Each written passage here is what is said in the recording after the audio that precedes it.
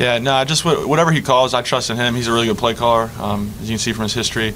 But I got to play better, and for us to win.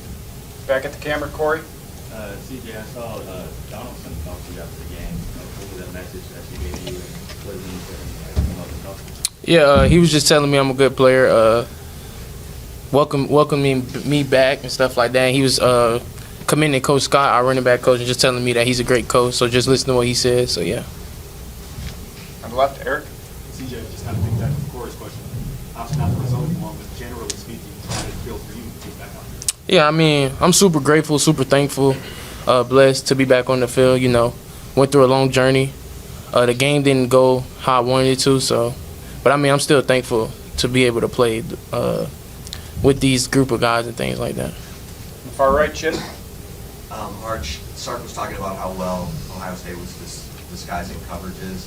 Can you just talk about that? And you said you and he talked at halftime, and what were they doing, and what were you trying to do? You got it going in the second half.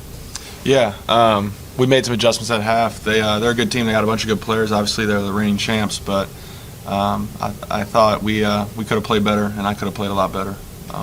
So just bummed we couldn't execute. On your left, Bob. Arch, were you uncomfortable in the first half, or was it simple enough? No.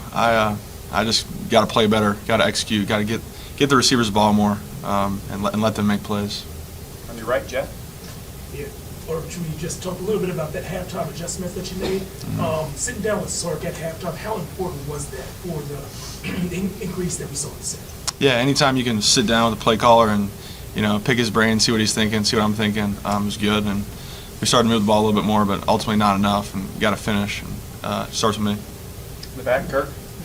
Arch, on that 4th and 9 and the play before you threw the Ryan Wingo, can you describe those two plays, what you saw and what you were trying to do? The one to Wingo, win the last one? Remember you are at the 3rd and you're at the 9-yard line and you threw to Ryan Wingo across. Yeah. We ultimately I gotta play better. I gotta get him the ball. He's a really good playmaker, and couldn't do that enough today. So that's on me. In the back, CJ.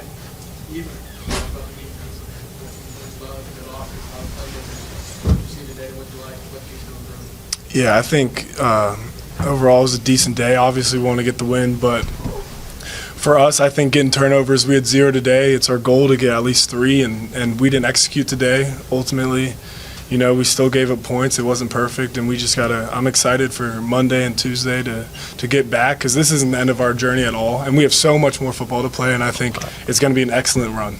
On the left, David. Arch, on the play read for the interception there, what did you see before you let the ball go? Yeah, they were playing man, and I forced it. I should have nothing was there. I should have just taken off, made a play with my feet, and let's play another down. But can't have those turnovers. When you lose the turnover battle, you lose the game, and that's what happened today. And it's inexcusable. Arch, that 4th and 1 down there on the goal line where they stopped you. Can you take us through that play? And it seemed like when they used you last year, it was in those short yardage situations. Yeah. Is that a situation where you feel comfortable just putting your head down? Yeah. Going for it anyway? Anytime it was 4th and inches at the goal line, we got to have those, and I got to make more of a push, because that was a big swing in the game. Bob. Arch, the touchdown to Parker, what did you see there, and just how much has he developed in the last year? Yeah, Parker's a really good player. He had a really good spring, good summer, and he's really making a name for himself. The O-line protected really well on that play, and I just had to give him a chance, and he did the rest and made a play when we needed it. One last one for Arch, if anybody has one for Arch. Go ahead, Brandon. By the end of the season, when you look back, do you believe that you'll look back at this game and say that was maybe my worst game, and I've gotten better since then? I sure hope so. Yeah. I do think so. I think I beat myself today. We beat ourselves, and I think we're going to look back and say, wow, we've improved a lot. Thanks, Arch. You can step out. Leave the other two guys up here for a little bit. Anybody have anything for CJ? I'm going to wrap him up. Go ahead. CJ, kind of on the beat path. Have you ever returned kicks and was you comfortable with doing that? Yeah, I mean, I returned them a little bit in high school. Coming back from injury, I wanted to get on the special team. We value special teams so much here. Trey Wiseman is a perfect example of that. He started off on special teams. He earned his way on the field because of special teams. So I wanted to get on something, and kickoff return just so happened to be what it is. So, yeah. Last one for CJ. Dennis. You guys came out of the second half and you really ran really well. What is your comfort level right now? Or I guess how satisfied are you with a young line, the way you guys can run the ball? Yeah, I think we ran the ball pretty efficient. There's times, of course, where you're not able to execute certain runs, but overall, the O-line with those guys, I mean, there's been a big question mark, I feel like, with those guys just because it's not many returners, but those guys, they proved a lot today. I'm super proud of them. Like Arch was saying, it's week 1. We don't want to reach our full potential until January when we're playing for a national championship. So, I mean, we'll bounce back. It's a super long season. Corey, did you have CJ? I'll let Dr. CJ. Okay, last one for CJ then. Before the game, I saw you just take a moment to look at the dance. What was that like for your emotions? Yeah, there was a lot going through my head. I said it before, I'm just super thankful. The last year has been a journey for me, a mental roller coaster.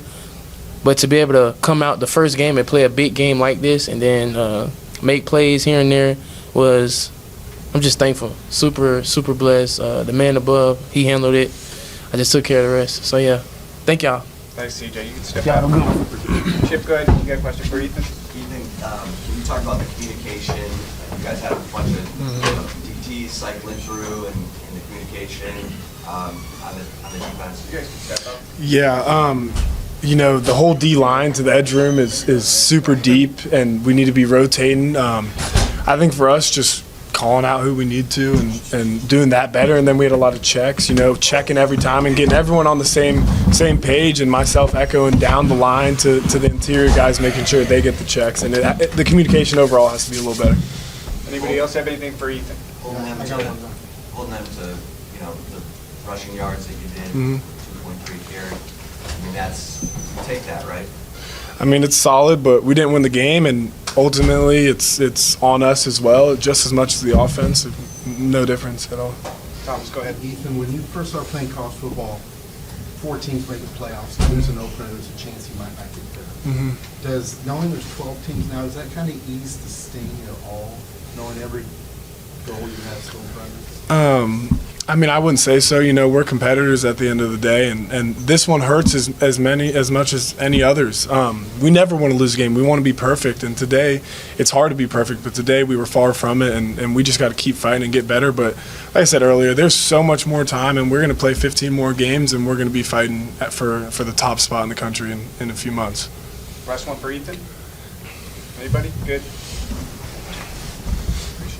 All right, we got Leon Lafau and Anthony Hill. Go ahead, questions up front. Excuse me, Leon, can you take us through that in the end zone that has the baseball kind of? Yeah, it's just an unfortunate event. Obviously, that wasn't the intent of, that's not what we're taught, is to put hands to the face, but it's kind of a bang play. I was trying to shed a block, and my hands accidentally got a little too high and ended up, touching his face. Go ahead. And when it comes to a team like Ohio State, this one where they were playing a lot of more conservative football, and Yeah. you said your goal was to get 3 turnovers a game. It didn't feel like there was a chance to do that, especially when you're behind. How do you, as a leader of the defense, make sure that that's not getting to your team's head and that you're playing the same football you would be if the turnovers are coming?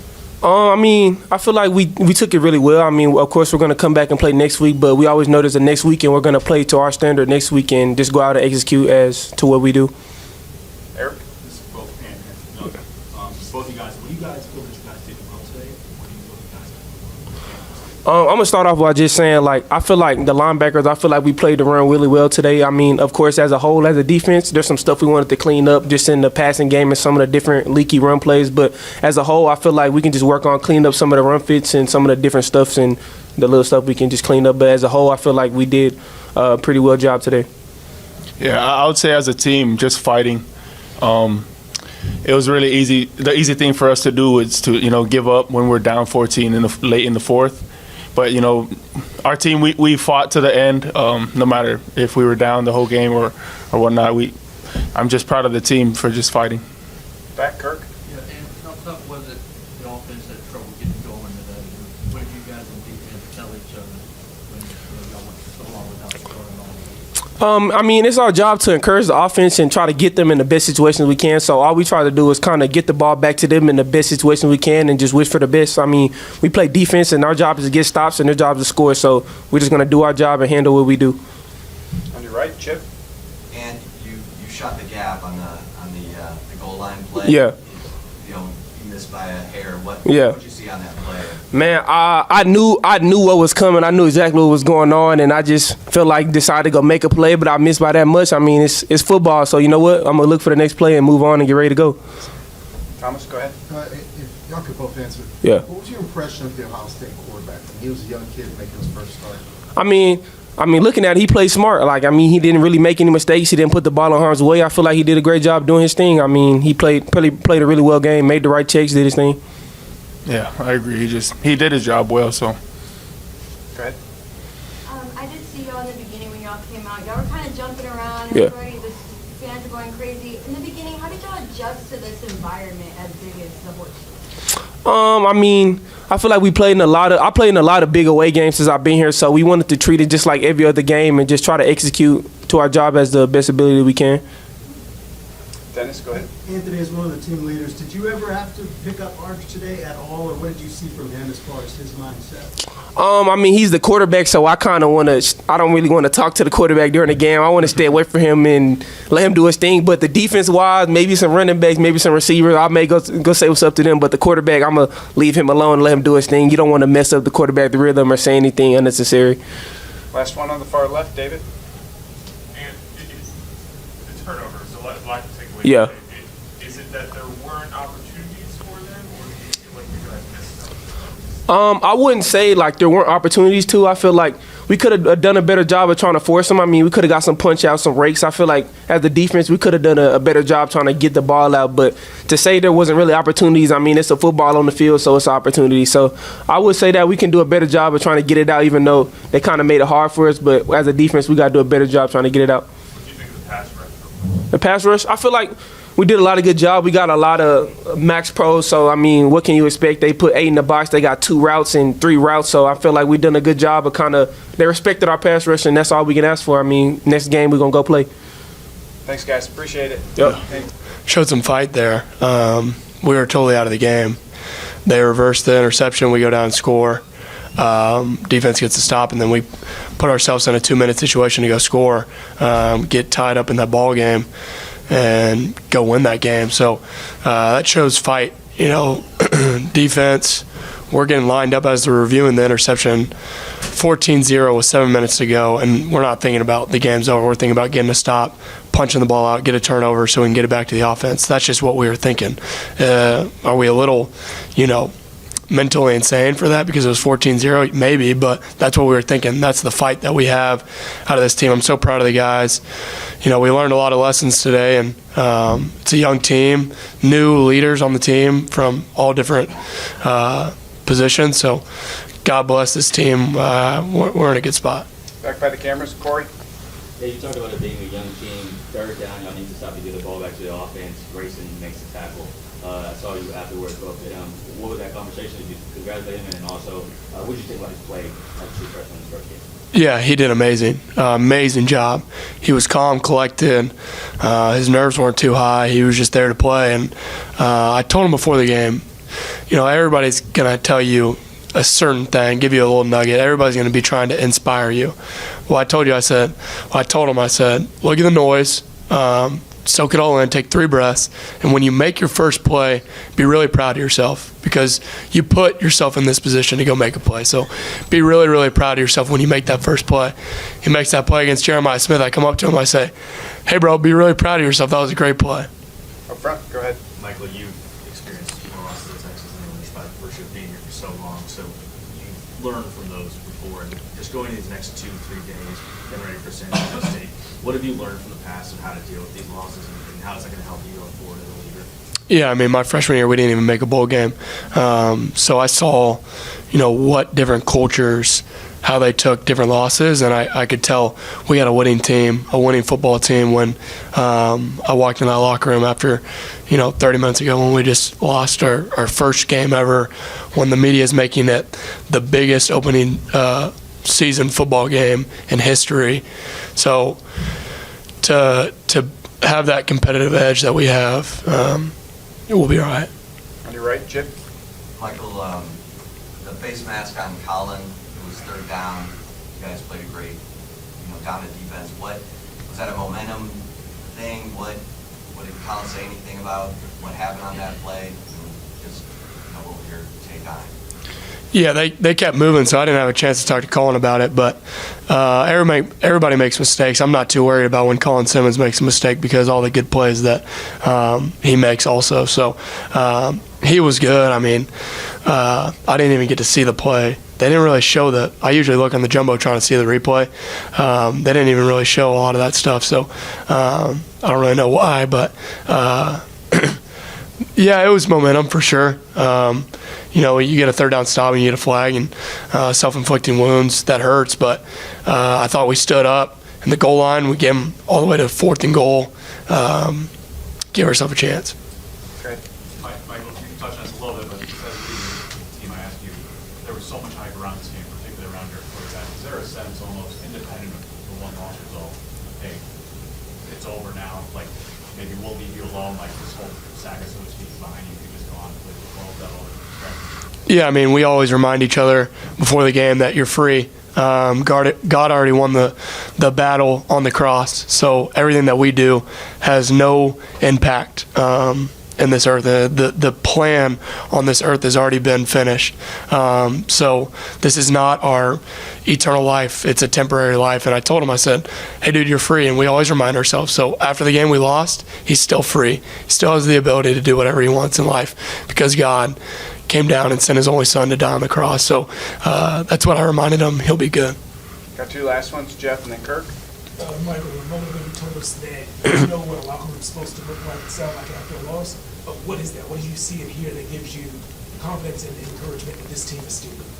Yeah, I mean, I think obviously you hate losing, right? There's going to be people that are ticked off. I'll be honest, I was ticked off. First off, I wanted that block punt really badly. I think I could have changed the game. So I really wanted that one. He rolled away, but I thought I could skim and make the play. I want that one back. But to know that your head's still high while you're also ticked off, and there's something in your eye where it's like, all right, I'm going to go back to the drawing board, and whatever I did this week clearly wasn't good enough. And whatever I got to do, I'm going to do that extra step. So that's what I saw in these guys. And like I said, obviously being a leader, you want to change the game. I wish he would have stayed in the pocket because that would have been a fun play. Last one, Kirk. You were talking about Arch and your faith and everything. Arch was really beating himself up, and I'm sure that probably doesn't surprise you, if you had to talk to him individually yet or not. Yeah, he's a competitive guy. He's one of the most competitive guys I've ever been around. He just wants to win. He cares about his team, and really that's it. And so he feels like the offense didn't do enough, which is just not true. And we're going to remind him that. And he still knows that he's free and God's got a plan for him, and he'll be all right. He's a dog. Thanks, Michael. Appreciate y'all. God bless. Thanks, everybody.